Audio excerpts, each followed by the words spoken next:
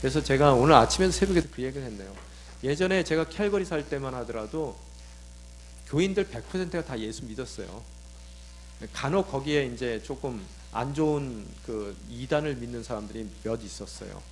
이 교민 사회에서요. 그런 사람들은 교회 안 나오죠. 근데 나머지는 다 교회 나와요. 그래서 교민들을 처음 만났을 때 인사했을 때 인사하고 누구라고 이름 얘기하고 첫 번째로 나오는 질문 자체가 어느 교회 다니세요예요. 왜? 그래야지 그 사람 배경이 다 이제 판단이 되는 거예요. 그래서 무조건 그냥 교회 다니세요가 아니라 당연히 교회는 다니는 거고 어느 교회 다니세요라고 물어봤었거든요. 그때는 정말로 이민 생활이 아마 어려웠나 봐요. 정말로. 왜? 교회 안 나오고는 못 버텨요. 사람들이.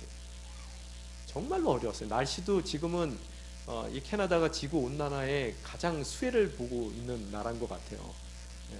뭐 밴쿠버는 그 당시에도 어떤지는 저는 잘 모르지만 여기는 동토의 땅입니다. 정말로 말 그대로 얼어있는 땅이란 말이에요. 그곳에서 정말로 한국 사람도 거의 없는 그런 환경 가운데서 새로운 삶을 일궈낸다는 것이 정말로 어렵기 때문에 그 사람들이 하나님을 의지할 수밖에 없었다는 거예요. 지나고 보면 그게 복이에요.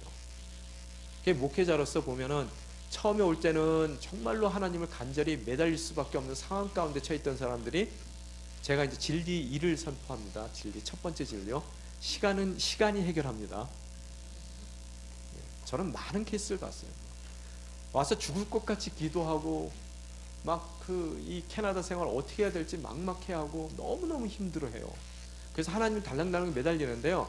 10년, 20년 지나면은 그 사람들 교회에서 봐요, 못 봐요? 교회 오지도 않습니다. 나중에는요. 어디 가 계세요? 온종일 가 계세요. 온종일 뭐예요? 골프장에 계신 분들 우리는 온종일이라고 불렀어요. 온종일 거기만 계시거든요. 왜?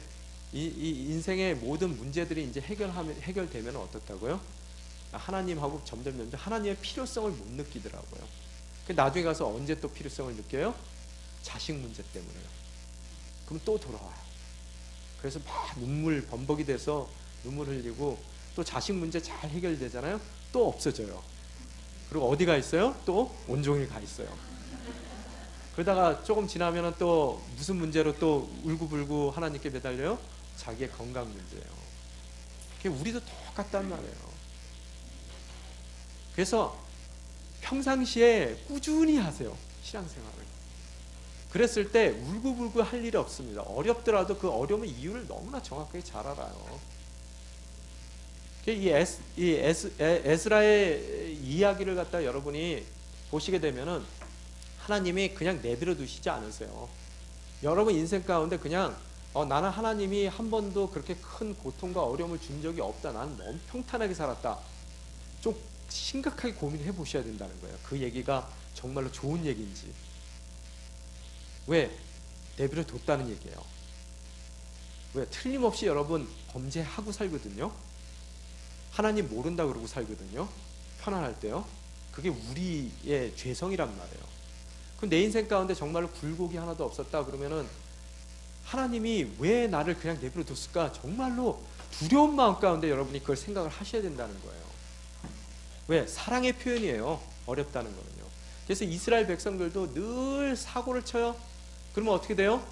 여러분 블레셋 사람들을 동원해서 치기도 하고 사사기 시대 간신히 사사기의 내용이 뭡니까?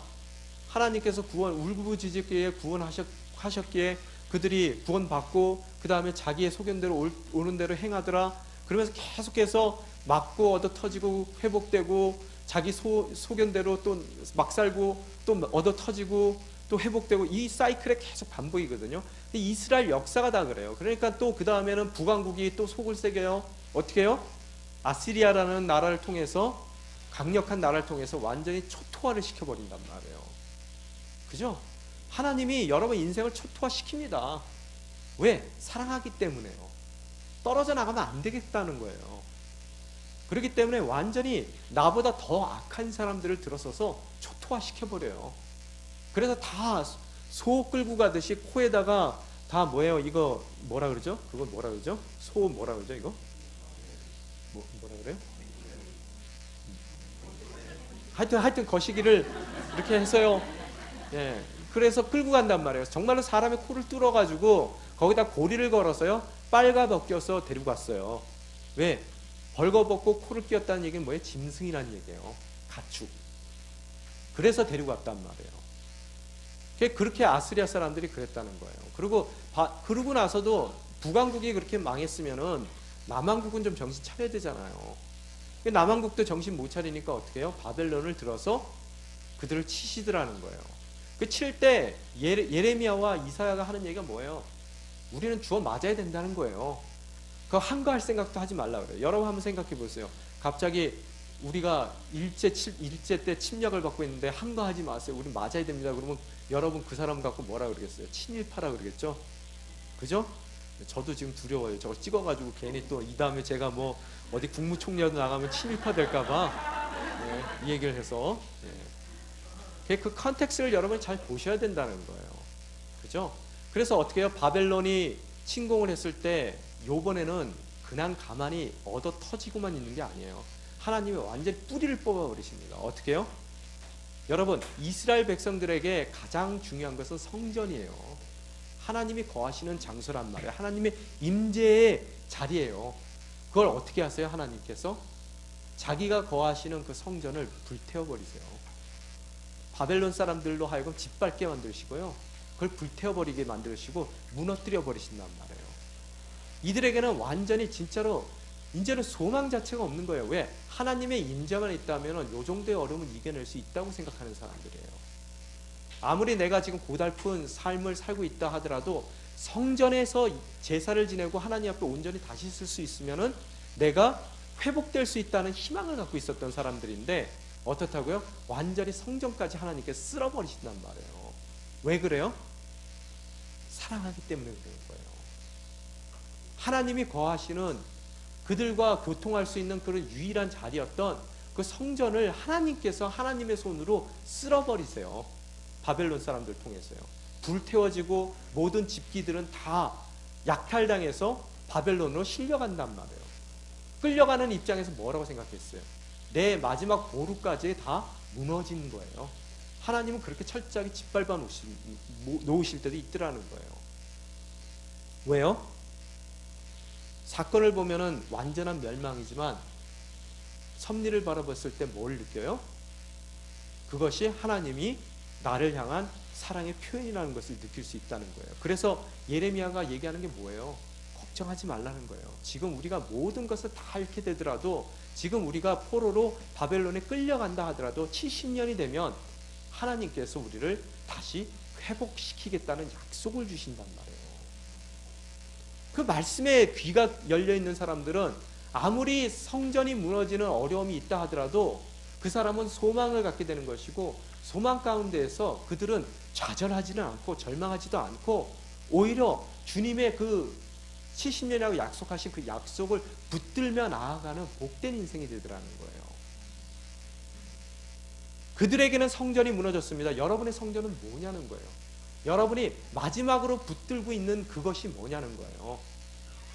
하나님께서는 때로는 그 마지막 붙드는 그것까지도 하나님이 가장 귀하게 여기는 그것이라고 하더라도 그것 또한 철저하게 망가뜨려 버리시는 분이 하나님이시라는 거예요. 왜요? 그래야 돌아오는 회복의 역사가 다시 일어나더라는 거예요. 재건이라는 얘기가 무슨 얘기예요? 회복이에요.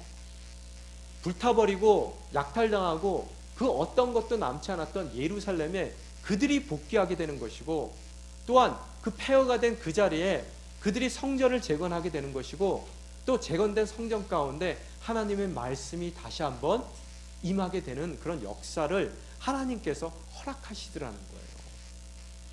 이해가 되십니까? 제발 여러분, 이곳에서 어떠한 삶을 살더라도 그 비참한 얼굴을 하시지 말라는 거예요.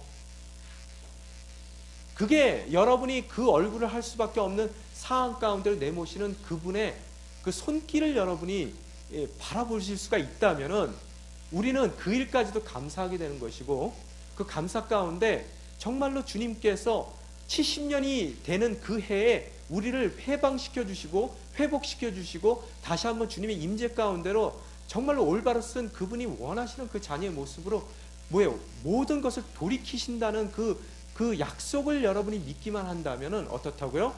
여러분 인생 가운데 어려운 상황 가운데 처할 수는 있지만 어떻다고요? 여러분이 늘 감사하는 그 감사의 범사에 감사하는 여러분의 삶에 흔들림이 없는 것이고, 또한 소망 가운데 늘 기쁜 삶을 살아낼 수가 있게 되더라는 거예요. 하나님은 세상적인 기쁨을 여러분에게 약속하시지 않으세요. 그러면 다 기뻐야죠. 예수 믿는 그 순간에 다 행복해야 돼요. 세상적으로요.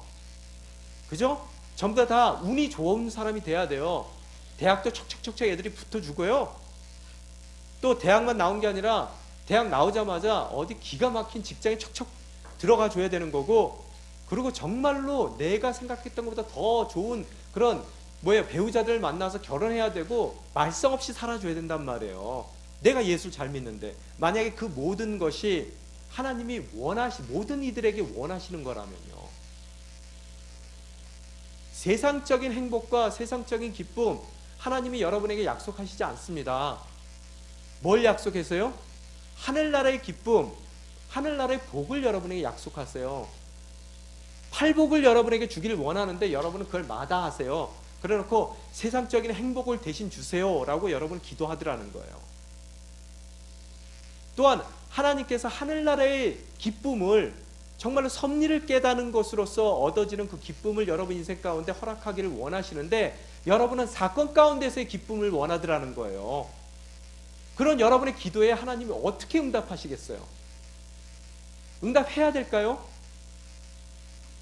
어떻게 생각하세요? 여러분, 하나님이 여러분에게 필요한 거는 다 주세요. 섭리를 바라볼 수 있는 눈을 주시는데 그 눈을 가리고 사건을 바라보려고 그러고, 그러다 보니까 불행하다고 생각하고 그 불행 가운데서 세상적인 행복으로 내 인생을 채워주지 않는 하나님이 원망스러운 거예요. 근데 그게 채워지는 날 어떻게 되는 줄 아세요? 여러분은 하나님으로부터 멀리 떠나게 되는 거예요. 하나님이 누구십니까? 라고 이야기를 하는 그런 폐역한 여러분의 모습을 여러분 삶 가운데 발견하게 되더라는 거예요. 그래서 절대로 그런 거 안 주세요. 그래서 사람들은 그래요. 돈이 복이라고 생각하는 사람들, 저는 인생 살면서요 돈 때문에 굉장히 불행해지는 많은 케이스들을 봤습니다. 돈 없으니까 행복했는데 돈 생기니까 부부끼리 사이가 안 좋아서 서로 딴 남자 딴 여자 만나서 또 살더라고요. 자녀들은 또 무슨 죄예요? 그죠? 여러분, 돈이 있어야 되는 사람한테 돈이 있어야지 그게 복이지, 돈이 없어야 되는 사람한테 돈이 갔을 때는 그건 저주입니다. 그래서 돈으로도 저주 받아요. 이해가 되십니까? 좋은 직장이 여러분에게 저주가 될 수 있다는 것을 왜 모르시냐는 거예요.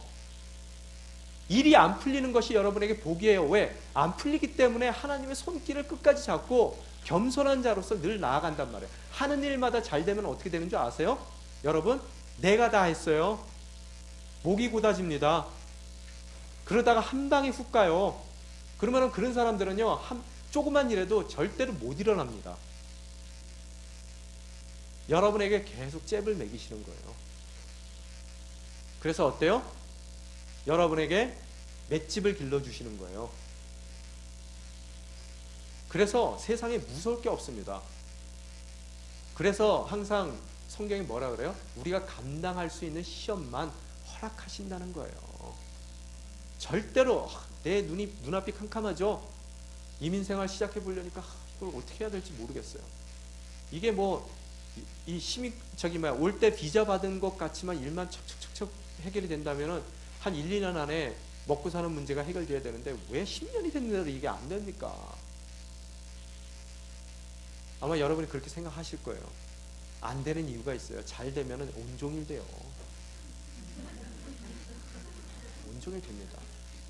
내가 온종일 안 될 만한 사람이 된다면은 하나님께서 그 다음서부터는 그 나라와 의를 추구하는 내 삶 가운데 필요한 모든 것 하나님께서 책임져 주십니다.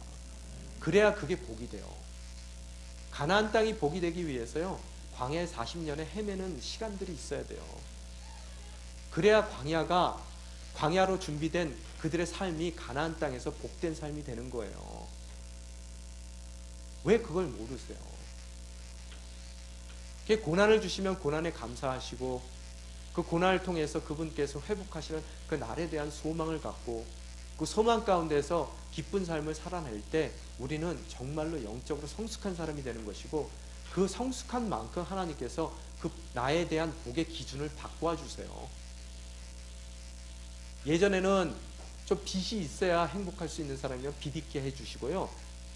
그래서 조금 내 마음이 좀 내 영적인 성장을 갖고 오게 되면 이제는 빚 없어도 행복할 수 있다면, 하나님 바라볼 수 있는 사람이라면 빚 탕감해 주시고요. 그 다음에 이 사람이 이제는 좀 써먹어야 되겠다, 내가 재정을 부어줘서 그 재정으로 정말 내 일을 좀 써먹어야 되겠다 생각하는 그런 그릇이 된 사람에게 그분께서 재정적인 기름을 부어주셨을 때 어떻다고요? 그것이 자기에게도 복이 되고 다른 이들에게도 복이 되는 거예요. 저는 왜 아직까지, 저는 틀림없이 좋은 믿음을 갖고 있는데 왜 아직까지 그런 복이 없을까요? 여러분 만약에 그런 질문을 한다면 곰곰이 생각해 보셔야 된다는 거예요. 정말로 준비가 되어 있는지. 그리고 하나님이 그거 말고 다른 거 해야지만, 돈으로 섬기는 거 외에, 재정으로 섬기는 거 외에 다른 거로 섬겨야지만 그 사람이 더 행복할 사람일 것 같으면은 그 돈으로 섬기겠다는 그 욕심을 내려놓으세요. 그것도 욕심이고 죄악이에요. 왜? 우리는 감독은 누구예요? 하나님이에요. 그런데 나는 지금 행인 1이거든요. 그런데 뭐라고 얘기를 해요? 왜 주인공이 아닙니까? 우리 이 세상에서의 영화에서는요, 주인공이 박수를 받지만, 또 조연급들, 훌륭한 조연급들이 박수를 받지만, 하나님의 드라마에서는요, 모든 이들이 자기의 롤만 정확하게 하나님 뜻대로 했다면은 행인 1이나 주인공이나 다를 게 없다는 거예요. 그걸 믿으세요? 제가 어디서 얘기를 했는지 모르겠는데, 여기서 했는지 모르겠어요. 얘기했으면 얘기했다고 얘기해 주세요. 제가 신학 공부 마치고 나서 신학 공부도 굉장히 제가 공부를 잘했어요. 하나님께서 막 은혜를 부어주시더라고요. 그렇게 공부 잘한 적이 없는데, 신학 공부할 때는 막 이게 읽기만 하면 이게 막 머리에 들어오고 막 생각이 많아지고, 밤에 자려고 그래도 그날 뭐 공자가 뭐 그런 얘기, 뭐 하루하루 새로운 걸 배우면 뭐 날로 기쁘지 아니한가 뭐 이런 얘기 했다 그러던데, 뭐 제대로 제가 얘기했는지 모르겠어요. 뭐 그랬다는데 그게 되더라고요. 밤에 막 잠이 안 와요. 밤에 자려고 그러면 그 배운 게 너무 기뻤어요. 그러니 뭐 여러분, 열심히 하는 놈보다 더 위에 있는 놈이 뭐예요? 즐기는 놈이잖아요. 그 즐기게 되니까 뭐 너무너무 이게 공부가 좋은 거예요. 그래서 저는 생각했어요. 왜 이렇게 즐거울까? 이렇게 즐거워도 되나? 그때 생각나는 거예요. 예전에 한 녀석이 있었는데 저를 놓고 새벽 예배 재단에서 하면서 6개월 동안 저랑 자기랑 북한 가서 순교하게 해달라고 기도를 한 그 녀석이 생각이 나는 거예요. 그래서 이걸 또 죽기 전에 뭐 이렇게 사형수도 뭐 밥을 잘 준다는데 혹시 그런 건가, 이런 생각이 들 정도로 그렇게. 예. 그래서 그 녀석은 신학교 관두고 다 도망갔어요. 어디 도망가서 아마 그 아이의 그 사람의 기도는 하나님께서 안 들어주시리라 믿습니다. 할렐루야. 아멘을 안 해주세요. 저한테는 굉장히 심각한 얘기인데요. 그래서 하여간 그렇게 생활을 했는데, 그때 생각했어요. 날 크게 쓰시려는 모양이다. 그런 확신이 들었었어요. 그 신학교를 딱 졸업했거든요. 자, 크게 쓰임 받았을까요? 네, 철저하게 밟아놓으시더라고요. 아주 제가 정말 끔찍했어요. 그 신학교를 졸업한 그 이후의 삶이요. 여러분이 지금 와서 멀쩡하게 여기 서 있으니까 여러분이 목사님 원고도 없이 설교 잘하시네요. 참 베테랑이십니다. 뭐 이렇게 얘기할 줄 모르지만 정말로 그동안에 피눈물이 많았다는 거예요. 도대체 왜 불렀어요 하나님? 이 얘기를 계속 제가 하나님한테 되풀이했어요. 아니 가만히 놔두면 될 것 같다고 왜 불러놓고 사람을 이렇게 바보 만들어 놓습니까? 라는 기도를 굉장히 오래 했습니다. 한 번은 이렇게 초등학교 애들 모아놓고 이렇게 예배를 드리는데 뭐 거기에서 몇 명 되지도 않았어요. 한 10몇 명 됐어요. 초등학교 애들이요. 그런 일을 했었습니다. 초등학교 애들 데리고 이제 하는데 얘기를 해도 듣지도 않아요, 애들이요. 뭐 이렇게 자고 빨리 끝내주세요. 뭐 그리고 설교하다 보면 손들어요, 애들은요. 그리고 질문해요. 왜? 따분한 거예요, 애들이. 그래서 제가 너무너무 괴로운 거예요, 그게요. 설교를 하는데 내가 이거 하려고 그렇게 하나님께서 지혜를 주셔서 그렇게 공부를 많이 시켰습니까? 라고 막 제가 원통하게 그랬더니 하나님 딱 그러시더라고요. 기도 가운데서. 왜 네가 빌리 그레함이 되려고 그러는데? 딱 그 음성을 주셔요. 왜 네가 빌리 그레함이 되고 싶은데? 주인공이 되고 싶었거든요. 당연히 주인공 될 줄 알았어요. 근데 그 음성을 딱 주시는데 가슴이 철렁한 거예요. 그러더니 하시는 말씀이 거기에 지금 10명 앉아있는 그 애 중에서 한 명이 빌리 그레함 나오면 어쩔 건데, 너 때문에 네가 그 인생의 예비된 자로 그 아이가 제가 전하는 그 말씀을 꼭 들어야 되기 때문에 그 10명 가운데 그 한 명을 예비하기 위해서 저를 목회자로 시켰을 수 있으면 시켰다라면 어쩔 건데 라는 그런 말씀을 하시는 것 같아요. 그 얘기를 들으니까 섬찟한 거예요. 내가 10명 앉혀놓고 그것도 안 듣는 애들 10명 중에 분명히 듣는 애들 한둘은 있었거든요. 그러면 그 중에서 빌리그램이 나올 수도 있겠구나. 그러면 나는 어때요? 그냥 아무것도 아닌 하나의 목사로서 그 인생을 마감하더라도 나를 통해서 예비됐던 그 아이 하나가 빌리그램이 돼서 그 아이를 통해서 수많은 영혼들이 하나님께 돌아오는 역사만 일어날 수 있다면은 하나님께 제가 나중에 칭찬 받아야 안 받아요? 받죠. 하나님은 절대로 그 어떤 한계도 잊어버리시는 분이 아니세요. 사람이니까 일일이 찾아다니면서 거기에 대한 보상을 못 해줘요. 왜? 보상할 수 있는 금액도 적고요. 또 시간도 없고요. 힘도 없어요. 하나님은 시간 많으시거든요. 그리고 얼마든지 모든 것을 다 갖고 계신 분이에요. 그러면 하나님 보시기에 제가 빌리그레함이 아니라 하더라도 저를 통해서 한 명의 빌리그레함이 나왔을 때 그 모든 크레딧이 저도 함께 허락해 주시는 하나님이시라는 거예요. 그 다음서부터는 제가 못 쓰임 받는 거에 대해서는 전혀 생각을 안 했어요. 관심조차 갖지 않았습니다. 왜요? 어디든 세워주시면 그 자리에서 최선을 다하는 것이 저의 몫이지 제가 주인공이 될 필요는 없더라는 것을 깨달았다는 거예요. 왜? 하나님 눈에는 저가 주인공이에요. 행인 일이 주인공이란 말이에요. 여러분의 인생도 마찬가지입니다. 세상이 여러분을 안 알아주고 여러분의 관심은 없고 또 너무나 미약하고 아무것도 아닌 인생 같다 하더라도 하나님 입장에서는 한 사람 한 사람이 하나님의 스토리의 주인공이세요.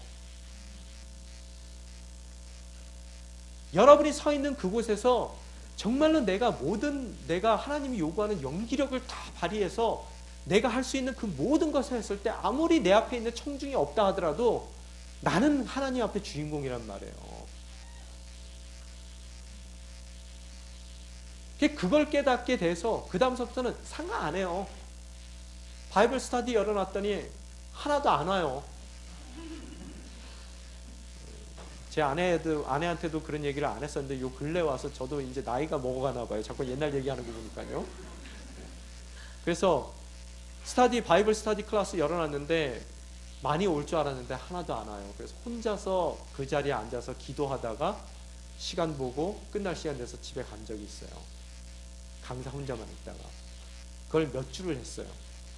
그러다 보니까 하나 오니까 너무너무 반가운 거예요. 좋고요. 그래서 그때서부터 말씀 증거하는 것에 대해서 전 혼신을 다해서 다 전해요. 그 한 사람에게. 그러니까 그 한 사람이 무서워서 안 오더라고요.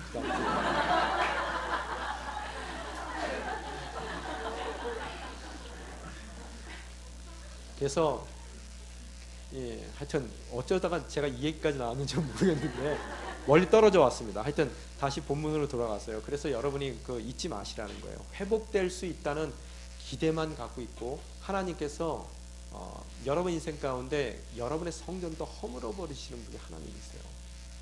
여러분 위해서 아들도 아낌없이 내어놓으시는 분이에요. 잊지 마세요.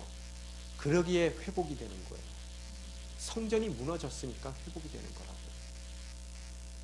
여러분 인생 가운데 가장 귀하게 여기는 그것을 하나님께서 처참하게 무너뜨려 버리세요. 그래야 여러분이 회복돼요.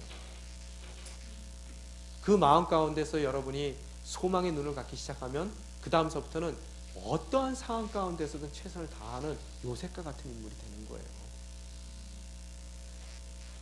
그 사람은 어디에 갖다 놔도 상관없어요. 그냥 최선 다하는 거예요. 여러분, 만약에 여러분이 요셉과 같은 삶의 태도를 지녔다면 어디 가든 인정받으시겠죠? 그죠?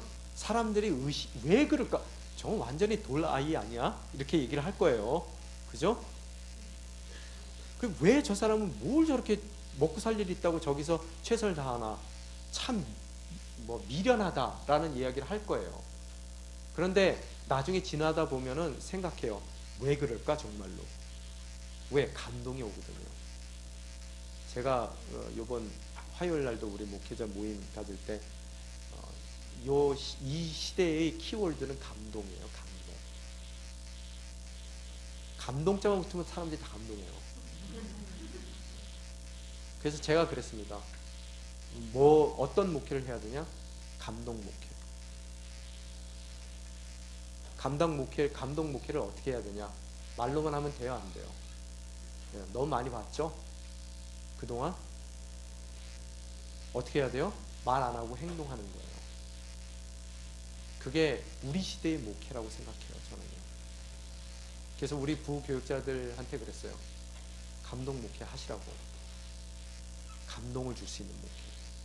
그래서 나간다 그럴 때 못 가게끔, 못 나가게끔 모든 교인들이 다 그 바지깨링이 자꾸 늘어지게끔 감동을 주시라고. 근데 그래도 나가야 된다 그랬어요. 왜? 그런 목회자들이 다른 교회도 가셔가지고 담임 목회 하시면서 어떻다고요? 감동을 줘야 돼요. 여러분이 그런 모습을 가져야 된다는 거예요. 하여간 본문으로 들어가서 1절에 보면은 이 일이 있은 후라고 시작이 돼요. 이 일이 있은 후 누가 나와요? 페르시아의 왕 아닥사스다가 통치하는 그런 기간이에요. 누가 나와요? 근데 주인공이 에스라는 사람이 있었다는 거예요. 이 일이 뭐예요? 여러분, 이 일이 있은 후 그랬어요. 그렇죠. 성전 건축과 그 다음에 성전 건축 이후에 유월절과 무교절을 지키는 이 이스라엘 백성의 모습이 바로 이 일 이후예요. 근데 이게 6장에서 그렇게 끝났으니까 이게 금방 7장 넘어오니까 이게 며칠 전에 일어난 것 같죠? 제가 좀 이상해서, 왜 그러냐면 아닥사스다 왕이 다리오 왕 그 사이에 그 크셀크세스 왕 있잖아요. 그 하나 있는데 이게 왜 갑자기 뚱 하고 건너뛰었을까 생각을 해서 제가 또 이 계산을 좀 해봤어요. 이게 도대체 몇 년이 됐을까? 그래서 성전 건축이 515년이고 그 다음에 아닥사스다 왕이 집권한 게 465년에서 424년이거든요. BC. 그러면 이걸 계산을 해보면은 최소한 60년이 지났어요. 그 사이에요. 60년이요. 그래서 60년이 흐른 이후에 이 일이 있은 후에 어떻다고요? 제2의 그 포로 규환이 일어나더라는 거예요. 이렇듯 하나님의 시간은 굉장히 오래 걸립니다. 그래서 제가 이민 오신 분들께 말씀드립니다. 그리고 또 유학 맘들 잘 들으세요. 자녀들요. 자녀들이 영어 하기까지 10년 걸려요. 저 경험을 하더라도요. 저는 30년 이민 생활 한 사람인데요. 아직도 영어가 안 돼요. 한국말만 안 되는 줄 아세요? 영어도 안 돼요. 10년 지난, 영어는 죽는 날까지 안 됩니다. 그런데 남들이 보기에 잘하네, 괜찮게 하는데 자기는 아니에요. 알아요. 늘 부족한 게 알거든요. 그게 10년 있어야지 그렇게 돼요. 근데 답답하죠. 자꾸만 잘한다 그러면은. 정말 괴로워요. 영어 시간만 들어가면 막 입에서 예전에 제가 고3 영어 할 때 고3 영어 선생님한테 그런 얘기를 했어요. 입에서 내 귀신 썩는 냄새 나는 것 같다고. 왜요? 너무 긴장하고요. 너무 입을 봉합 이렇게 다물고 있거든요. 얘기 안 하고요. 왜? 이렇게 얘기하다 보면은 이제 애들에 비해서 좀 모자른다는 게 느껴지기 때문에 입을 다물고 있어요. 그래가지고 입 다물고 하루 종일 스트레스 받고 앉아있다 나오면은요, 입에서 그 이상한 냄새가 나더라고요. 그게 그거거든요. 그러니까 애들 너무 조급하게 잡지 마세요. 또 이민 생활 하시는 분들 제가 말씀드립니다. 저희 집안 보니까요, 30년 되니까 안정되더라고요. 30년 되니까. 예, 우리 여기 권사님 한 분 계시는데 50년 되셨어요. 이민 오신 지. 예, 저분들도 안정되신 지가 아마 한 20년밖에 안 되셨을 거예요. 30년 되니까 그 다음서부터는 먹고 사는 문제가 해결되더라고요. 그전에는 늘 어려웠어요. 그러니까 느긋하게 가지세요, 마음을요. 여기 그 일이 있은 후 이렇게 딱 한마디로 딱 하는데 이게 60년이에요. 우리도 어떻다고요? 어려워서 힘들 때 그 일이 있은 이후, 그러면 우리 벌써 일평생이 다 가는 거예요. 상관없습니다. 새하늘과 새 땅, 예루살렘, 새 예루살렘, 하나님의 도성이 우리 삶 가운데 임한단 말이에요. 그죠? 바로 그런 모습이에요. 근데 여기에 보면은 아주 길게 족보가 나와요. 요새 왜 이렇게 족보 복이 터졌는지 모르겠어요. 제가요. 설교할 때도 계속 지금 가인의 족보, 셋의 족보, 또 이거 저번에도 한참 족보 얘기를 우리 했는데 쭉 나오는데요. 여러분 여기에 아는 이름들이 좀 나와요. 그죠? 스라야라는 사람은 예루살렘이 멸망할 당시요, 바벨론의 침공당해서 멸망할 당시에 그 당시에 대제사장이라는 사람이에요. 여기 스라야라는 사람이요. 그래서 그의 아들이래요, 에스라가. 그러니까 마지막 정통성을 가졌던 그 제사장의 아들이에요. 그러니까 제사장으로서 정통성을 가진 사람이에요. 그러고 나서 쭉 나오는데 여기에 사독도 나와요. 2절에 사독. 어디서 들어봤죠? 다윗 왕조 때 다윗의 왕조에서 대제사장을 노릇을 했던 사람이 사독입니다. 사독이 나오고 또 쭉 나오다 보면은 3절에 보면은 아사라라는 사람 나오는데, 아사랴, 이 사람은 솔로몬 왕 때 제사장이에요. 그리고 그 다음에 무라요시라는 사람 나오거든요. 여기에 아사랴 8대손, 무라야 9대손 이렇게 나오는데요. 여러분 이렇게 보실 때 느끼는 게 뭐냐면은 아사랴가 아버지고 무라요시 아들 같죠? 여기 써 있는 거는요, 8대손, 9대손 이렇게 써 있으니까요. 근데 느헤미야서의 역대상에 보면은 그 사이에 6명이 더 들어가 있습니다. 그래서 6대가 걸쳐서 이렇게 돼요. 근데 왜 이렇게 되어 있느냐? 에스라 마음이에요. 이 얘기가 무슨 얘기냐면요. 이것 왜 이 얘기를 말씀드리냐면요. 성경의 권위를 무너뜨리고 싶은 사람들은 성경의 오류들을 자꾸 찾아내거든요. 근데 이제 요것도 단골 메뉴 중에 하나예요. 거 봐라, 틀리지 않았느냐. 6대 손 그거 다 왜 잘라먹고 8대 9대 이렇게 나가느냐, 이렇게 얘기를 하거든요. 근데 그게 뭐냐 하면요, 성경은 모든 사람을 다 기록하지도 않고요, 모든 사건을 다 기록하지도 않아요. 성경에는 구속사라는 말이 있거든요. 하나님의 구원의 역사예요. 그것을 표현하기 위한 사람들을 셀렉트한 거고요, 선택해서 집중한 책이에요. 사건도 다 다루고 있는 책이 아닙니다. 그래서 전혀 문제가 되는 얘기가 아니에요. 그냥 조상이잖아요. 그죠? 그러면 끝이에요. 그래서 이 이야기 가운데서 얘기하려는 것이 뭐냐면, 나중에 가서 제일 중요한 5절에 보면은 대제사장 아론의 16대 손입니다. 요 얘기를 하고 싶은 거예요. 어떻다고요? 대대로 제사장 집안이고요, 마지막 대제사장 끝날 때 그때 그 아들이에요. 그리고 조상 쭉 찾아 올라가니까 어떻다고요? 다윗 때 대제사장도 있고요, 솔로몬 왕 때 대제사장도 있고, 또 누구 때 대제사장이에요? 영어로 텅타이라고 그러죠. 이게 막 꼬여요. 왜 이렇게 한국말도 꼬이고 영어도 꼬이는지 참 큰일입니다. 그래서 이 아론의 대제사장, 하나님께서 세우신 대제사장인 아론의 자손이라는 거예요. 그 정통성이 있다는 얘기예요. 왜? 이 사람이 이제는 율법을 재건해 나가야 되는 사람이에요. 그 율법 재건자로서 정통성을 갖고 있다는 얘기를 하는 거예요. 그리고 그는 6절에 보면은 서기관이었어요. 그 서기관이라는 얘기는 한글 개역개정에는 이제 학자라고 써 있거든요. 그래서 그 전에는 제사 중심적인 그 바벨론 그 포로 이전의 종교 생활을, 유대교의 종교 생활을 보면 제사 중심적인 종교 생활이었거든요. 근데 제사는 여러분 어디서 지내야 돼요? 성전에서 지내야 되잖아요. 근데 성전이 지금 무너져 버리고 파괴되고, 또 성전을 갈 수 없는 먼 곳까지, 지금 여기가 예루살렘에서 한 900km 정도 떨어진 데 이 사람들이 끌려온 거잖아요. 900km 정도 끌려온 그 바벨론 땅에서 제사를 지낼 수가 없으니까 이들이 성전 대신 회당이라는 것을 만들게 되는 것이고, 그 회당이 이제 교회 전신들이 되는 거예요. 그걸 전통을 따라서. 그리고 이들이 제사 중심의 모임이 아니라 뭐라고요? 이 말씀 중심의 모임이 됐다는 거예요. 그 다음서부터는요. 그러니까 거기서도 설교를 하고 말씀을 읽고 뭐 그런 우리가 지금 하고 있는 교회의 모습 비슷한 그 회당으로서 시작을 했는데, 그 회당에 그 제사장이면서 말씀을 선포했던 가르쳤던 사람들이 서기관이라는 거예요. 그래서 그 직분을 맡았던 사람입니다. 근데 여러분, 이 당시에 서기관이 인기가 있었겠어요? 없었겠어요? 이제는 세상 속으로 떠밀려가서 하나님 성전까지 다 망가지고 더 이상, 그래서 남겨진 자라는 그 띠임이 있다 그랬잖아요. 제가 계속 얘기했죠. 남겨진 자들이 그래서 중요한 거예요. 왜? 많은 유대인들이 하나님을 틀림없이 떠났을 거예요. 환경적으로도 떠날 수밖에 없는 그런 바벨론의 삶이었었고요.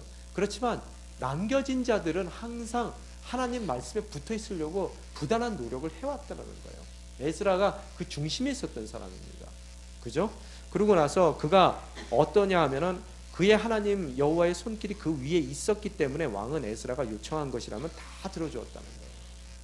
하나님이 쓰고자 하는 그 사람에게 그 일을 맡기기 위해서 필요한 모든 것을 다 허락하시거든요. 그가 서기관으로서의 역할을 엄청나게 잘했던 것 같아요. 오늘 제일 중요한 구절은요, 10절입니다. 10절 함께 읽겠습니다. 시작. 에스라는 이전부터 여호와의 율법을 연구하고 지키며 이스라엘에게 율례와 규례를 가르치겠다고 마음을 정했습니다. 어떻다고요? 옛날서부터 이 사람의 마음에는 율법을 연구하고 또 율법을 연구하는 것뿐만 아니라 지키려고 노력을 했던 사람이에요. 삶 가운데서. 그죠? 그러고 나서 이스라엘에게 율례와 규례를 지키겠다고 마음으로 그들에게 가르치겠다고, 그 삶 가운데 정말로 가르치겠다고 그 마음을 결단한 사람이란 말이에요. 하나님께 서원했어요. 자기를 그 말씀을 지키고 유대인들에게 멀리 떨어져 왔지만 그 유대인들이 그 말씀 가운데 거하도록 내 인생을 다 바치겠습니다 하고, 자기가 말씀 연구할 뿐만 아니라 말씀을 삶 가운데 지키고 자기가 할 수 있는 그 모든 것을 다 했던 사람이에요. 그 삶 가운데 하나님이 어떻다고요? 그에게 도움의 손길을 펼쳐주시사 어떻다고요? 왕이 그가 하고 있는 모든 일에 대해 다 협조하게끔 하나님께서 만들어주시더라는 거예요. 여러분이 세상적인 행복을 쫓아 나아가신다면 하나님이 더해주시지 않으세요. 아까 말씀드린 대로 여러분이 하늘나라의 기쁨을 쫓아 나가는 사람이라면 그 삶 가운데 정말로 왕의 마음까지도 돌이켜주시는 분이 하나님이시라는 거예요. 그걸 여러분이 잊어서는 안 된다는 거예요. 여러분이 추구해야 될 것이 진정으로 하나님이 추구해야 될 그 하늘나라의 기쁨, 하늘나라의 행복, 또 하늘나라에 대한 그 섭리에 대한 감사가 있는 그런 것을 했을 때 왕의 마음까지도 바꿔주시는 분이 하나님이세요. 그런데 우리가 추구하는 것이 뭐예요? 사건을 추구하고 사건의 변화를 추구하고 또 이 땅 가운데서 행복을 추구하고 이 땅에서 주는 기쁨을 여러분이 추구했을 때 하나님은 거기에 응답 안 하세요. 오히려 방해하신단 말이에요. 오히려 여러분이 제일 귀하게 여기는 성전까지도 다 무너뜨려 버리는 분이 하나님이시라는 것을 여러분이 잊어서는 안 되더라는 거예요. 걱정하지 마세요. 안 굶어 죽어요. 안 굶어 죽습니다. 여러분 인생 가운데 절대로 하나님이 여러분 굶어 죽게 내버려 두시는 분이 아니세요. 이제는 그 마음과 그 생각을 다 해서 하나님의 율법이 무엇인지, 하나님이 요구하시는 바가 무엇인지, 하나님의 말씀이 내 인생 가운데 어떻게 접목되어야 되는 것인지 내 삶 가운데 하나하나 지켜나가며 다른 사람으로 하여금 지킬 수 있도록 내가 결단하고 그 삶을, 전도자의 삶을, 또 신앙인의 삶을 정말로 믿음의 예가 될 수 있는, 본이 될 수 있는 삶을 내가 살아내기로 결단했을 때 어떻게 된다고요? 왕의 마음까지도 변화시켜 주셔서 어떻다고요? 그 때문에 왕은 에스라가 요청한 것이라면 다 들어주게 만들어 주신다는 거예요. 뭐가 먼저인지를 여러분이 보셔야 되더라는 거예요. 그럼 여러분 자녀 가운데 왕이 다 들어주는 자녀가 되기 위해서는 어떻게 자녀를 양육하셔야 되겠어요? 무조건 UBC 가라요? 내가 너 때문에 이까지 와서 이 고생을 하는데 네가 UBC를 안 가? 뭐 이겁니까? 우리에게 정답은 있습니다. 그죠? 그래서 7절에 보면 뭐라고요? 오늘은 좀 일찍 제가 끝내려고 마음을 먹고 있는데요. 또 이스라엘 백성 가운데 제사장과 레위 사람과 노래하는 사람, 문지기, 느디님 누군지 아시죠? 기억나시죠? 드려진 자라는 뜻이라고 말씀드렸었죠. 사람 가운데 일부도 어떻다고요? 아닥사스다 왕 7년에, 이때가 제2차 귀환이에요. 예루살렘으로 올라왔습니다. 그래서 어떻다고요? 그들이 정말로 은혜 가운데 올라오는 그 900km 동안에 산적대들도 많았을 거고요. 그죠? 또 오다가 보면은 또 지방 관리들한테 잡혀가지고 감옥 생활도, 여러분 한번 생각해 보세요. 1700 몇 명이라고 그랬죠? 제가요? 1754명이 움직이는데 때를 지어서 움직입니다. 여러분이 만약에 경우 지방 공무원이면 어떻게 하겠어요? 이거 혹시 불법 체류자들이 한꺼번에 몰려오는가?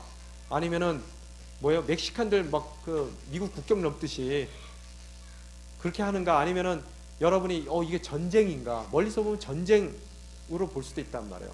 그 모든 것이 가능할 수도 있겠지만 어떻다고요? 하나님께서 그들을 지켜줘서 어떻다고요? 만 5개월 만에 예루살렘에 도착하더라는 거예요. 자, 여러분의 마음이 먼저입니다. 여러분의 태도가 먼저고요. 여러분이 무엇을 바라보느냐는 여러분의 시각이 먼저라는 거예요. 사건을 바라보기를 아직까지 원하십니까? 아니면은 그 사건 가운데 숨겨있는 하나님의 섭리를 바라보기를 원하십니까? 너무나 같은 눈으로 같은 대상을 바라보지만 다른 각도에 바라볼 때 너무나 다른 인생의 결과를 얻게 되더라는 거예요. 이 시간 우리 함께 기도하며 나아가길 원합니다. 주님, 저희들 사건을 바라보는 것이 아니라 저에게 영적인 눈을 허락하여 주시고 또 영적인 귀를 허락하여 주시사 하나님의 음성을 들을 수 있는 저희들 되게 도와주시옵시며, 그 약속하신 말을 저희들이 온전히 듣고 저희들이 일어난 사건을 바라보는 것이 아니라 주님의 베푸시는, 우리를 사랑하는 그 사랑 가운데서 베풀어 주시는 그 섭리를 바라보는 저희들 되게 도와주시옵소서. 주님, 저희가 그 말씀을 연구하고 말씀을 지키며 또 우리 모두에게 그 율례와 규례가 무엇인지를 가르치겠다는 그런 마음의 결단이 있었던 에스라에게 주님께서 놀라운 능력으로 그 삶을 덧입혀 주신 것 같이 우리 또한 말씀 가운데 그 말씀을 지키며 이 땅 가운데 빛과 소금으로서의 역할을 담당하기로 작정하고 다짐하는 우리의 삶 가운데 주님께서 에스라에게 부어주셨던 그런 놀라운 그런 당신의 기름 부으심을 우리 삶 가운데 또한 부어주실 줄 믿습니다. 이 시간 간구하건대 음성 듣는 저희들 되게 도와주시옵시며 바라봐야 될 것을 바라볼 수 있는 저희들 되게 도와주시사 저희 삶이 하루라도 낭비하는 삶이 아닌 주님께서 원하시는 이 땅 가운데 당신의 나라의 확장을 위해서 쓰임받는 복된 인생이 될 수 있도록 붙들어 주시옵소서. 그럼으로써 저희들이 정말로 걱정하지 말아야 될 것을 걱정하지 않는 인생 되게 도와주시옵시며 진정으로 기뻐해야 될 것을 기뻐하고 무엇이 복인지를 밝히 알아감으로써 늘 범사에 감사하는 아름다운 믿음의 소유자들이 될 수 있게 도와주시옵소서. 한 목소리 기도하며 나아가시겠습니다. 아버지 하나님 감사합니다. 당신만을 바라보며